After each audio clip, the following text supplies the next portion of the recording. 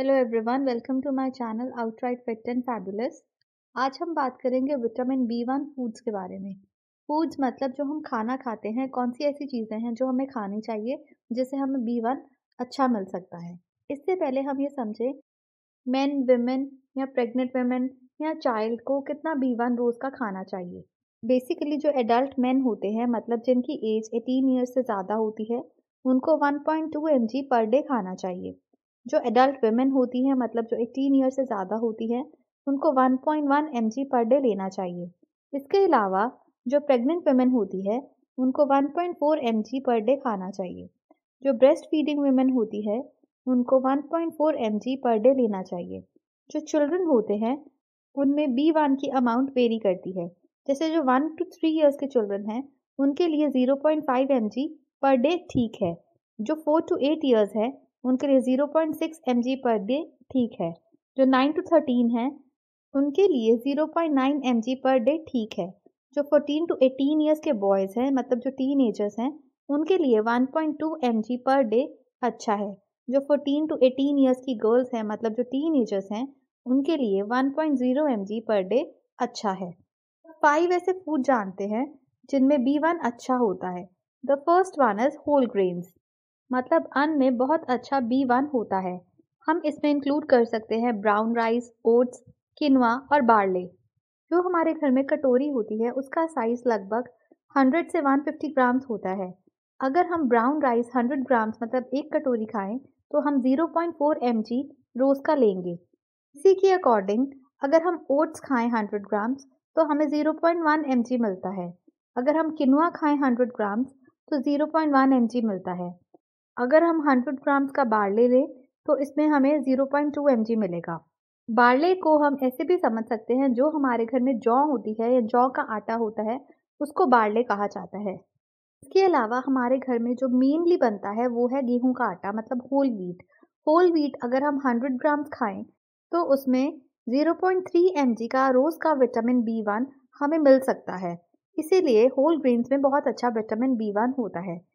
Next आता है लेज्यूम्स। लेज्यूम्स ऐसी चीज़ें होती हैं जो एक पॉट के अंदर उगती हैं। पॉट मतलब जैसे एक फली के अंदर, जैसे राजमा हो जाए, चिकपी मतलब चने की दाल हो जाए, कोई भी दाल हो जाए, मटर हो जाए, बीन्स हो जाएँ, जिन्हें हम फलियाँ ही कहते हैं, वो सारी चीज़ें इस कैटेगरी में आती हैं। फॉर एग्ज़ाम्पल, अगर आप 100 ग्राम्स की कुक्ड दाल लें, कोई भी दाल हो, उसमें 0.17 mg का लगभग होता है विटामिन बी 1। ऐसे ही अगर आप बीन्स लें, जैसे बीन्स हो जाएँ, किडनी बीन्स जैसे राजमा हो जाएँ, या ऐसे कोई भी कुक्ड बीन्स हों, उसमें होता है 0.2 mg का 100 ग्राम्स में विटामिन बी 1।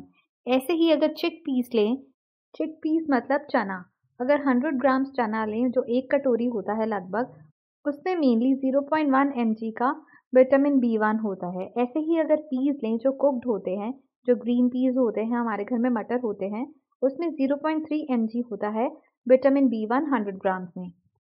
थर्ड कैटेगरी है नट्स एंड सीड्स की। नट्स जैसे बादाम हो गया, पिस्ता हो गया, काजू हो गया, अखरोट हो गया, मूंगफली हो गई, ये सारी चीज़ें जो होती हैं, इसमें विटामिन बी 1 होता है। लेकिन क्योंकि ये तसीर में गर्म होते हैं, हम इसको 100 ग्राम्स एक दिन में नहीं खा सकते।